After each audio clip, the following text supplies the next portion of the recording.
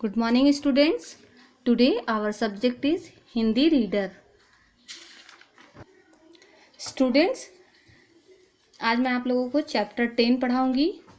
इस चैप्टर का नाम है धरती की हरियाली। ये एक चित्र कथा है। देखिए पिक्चर में आप लोग देख सकते हैं, ठीक है। पिक्चर बना हुआ है और पिक्चर में कौन कौन दिख रहे हैं। तो देखिए ये हैं दादाजी, ये है वंश, चिंकी और ये एक नन्हा पौधा। यहाँ धरती की हरियाली के बारे में बात हो रही है। स्टूडेंट्स, हम जितना ध्यान अपनी शारीरिक स्वच्छता का रखते हैं उतना ही हमें अपने आसपास के वातावरण की स्वच्छता का भी ध्यान रखना चाहिए, है ना।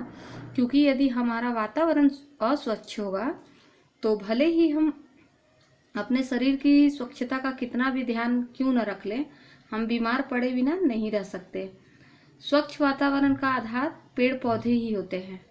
तो हम लोगों को क्या करना चाहिए, अपने आसपास पेड़ पौधे उगाना चाहिए और उनकी सुरक्षा करनी चाहिए। याद रखिए, हरियाली में ही खुशहाली है हम लोगों की। तो देखिए पिक्चर में देख रहे हैं आप लोग। दादाजी, आप हर समय इन पेड़ पौधों का देखभाल में क्यों जुटे रहते हैं? देखिए ये बच्चे पूछ रहे हैं अपने दादाजी से। तो दादाजी आंसर कर रहे हैं, क्योंकि पेड़ पौधे हमारे जीवन का आधार हैं। ये हैं तो हम हैं, अन्यथा हम नहीं हैं। पेड़ पौधे होंगे तभी ना हम लोग स्वच्छ वायु पा सकेंगे। क्योंकि पौधे जो हैं वायु को क्या करते हैं, फिल्टर करते हैं और हमें हवा प्रदान करते हैं। और पेड़ पौधे हमें बहुत सी चीज़ें देते हैं, उनसे हम लोगों को बहुत ही फायदा होता है। तो देखिए बच्चे चिंकी और वंश क्या पूछ रहे हैं कि दादाजी पेड़ पौधे हमें ऐसा क्या देते हैं जो हम इनके बिना जीवित नहीं रह सकते हैं, हमें भी बताएं। तो देखिए यहाँ पे दादाजी क्या कह रहे हैं कि बच्चों, पेड़ पौधे हमारी धरती की सुंदरता बढ़ाते हैं। दादाजी कह रहे हैं कि पशु पक्षियों को भोजन और आश्रय भी देते हैं। इनसे प्राप्त होने वाली लकड़ी से हम घर बनाते हैं। इनसे हमें फल, सब्जियां, औषधियां ये सब मिलते हैं। तो देखिए चिंकी क्या पूछ रही है कि इनसे हमें और क्या क्या मिलता है दादाजी, चिंकी पूछ रही है। तो दादाजी कह रहे हैं कि इनसे हमें प्राण वायु यानी कि सांस लेने के लिए ऑक्सीजन मिलता है। ये कार्बन डाइऑक्साइड को सोखकर वातावरण को स्वच्छ बनाते हैं, जलवायु और तापमान को संतुलित भी रखते हैं, है ना। पेड़ पौधे तो सच में बड़े उपयोगी होते हैं। चिंकी कह रही है कि पेड़ पौधे तो सच में बहुत उपयोगी होते हैं। तो दादाजी कह रहे हैं कि आगे सुनो बच्चों, इनकी जड़ें मिट्टी को कटने से बचाती है, ये बाढ़ को रोकते हैं और प्रकृति में संतुलन बनाए रखते हैं। चिंकी, पेड़ पौधे तो वास्तव में हमारे जीवन का आधार है। कौन कह रहा है? वंश कह रहा है, अपनी बहन चिंकी से कह रहा है।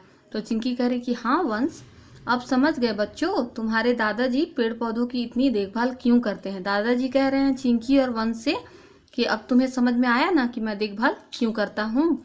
तो चिंकी और वंश कह रहे हैं कि हम समझ गए हैं दादाजी, आज से हम भी पेड़ पौधे लगाएंगे और उनकी पूरी देखभाल करेंगे।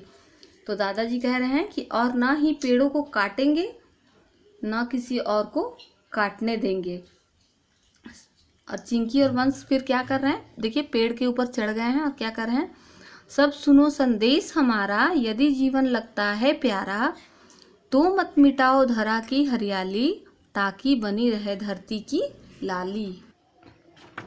तो देखिए बच्चों, आधुनिक जीवन में प्रगति के नाम पर जितना नुकसान वनों को पहुंचाया गया है, उसे देखकर तो यही लग रहा है कि कुछ ही सालों में हमारे जो वन हैं समाप्त हो जाएंगे और हम ईंट पत्थरों से बनी दीवारों में कैद होकर रह जाएंगे। फिर सुविधाएं तो होंगी, पर सांस लेने के लिए स्वच्छ हवा तथा जीवन के अनुकूल जलवायु नहीं मिलेगी। इसलिए वनों का संरक्षण करना अनिवार्य बन गया है। बच्चों, इस काम में तुम भी अपने विशेष भूमिका निभाओगे, है ना, और निभा सकते हो। तो इसलिए याद रखिए कि अपने आसपास पेड़ पौधे लगाएंगे आप लोग। और इस देखिए स्टूडेंट्स, ये चित्र कथा है। इस चित्र कथा को आप लोग एकदम अच्छे से पढ़ोगे, रीड करोगे, 2 से 3 टाइम रीड करेंगे और स्पेलिंग्स जो हार्ड लगता है उनको अपनी हिंदी रीडर की नोटबुक में लिखेंगे। Thereafter you have to write शब्द और उनके अर्थ।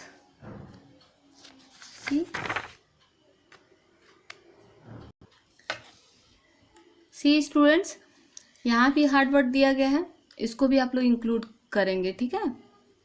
और यहाँ से भी आप लोग, यहाँ जो आप लोग को टफ वर्ड लग रहा है उसको भी आप लोग देख करके अंडरलाइन करके अपनी नोटबुक में लिख सकते हैं आप लोग।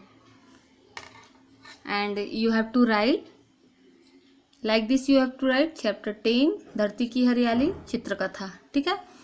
स्टूडेंट्स, आप लोगों की नोटबुक तो स्कूल में सबमिट है, तो इसलिए आप लोग क्या करेंगे कि जो भी क्लास वर्क मिलेगा उसको अपनी रफ नोटबुक में लिखेंगे, और होमवर्क जब नोटबुक्स मैं भेजूंगी स्कूल से आप लोग ले जाएंगे, तब होमवर्क को, क्वेश्चन आंसर को अपनी नोटबुक में लिखेंगे अच्छे से सुंदर हैंडराइटिंग में, या फिर उसको रफ नोटबुक में अगर नोट करते जाएंगे तो आप लोग को अच्छा रहेगा, वरना फिर वर्क बहुत पीछे हो जाएगा। Till that, thank you.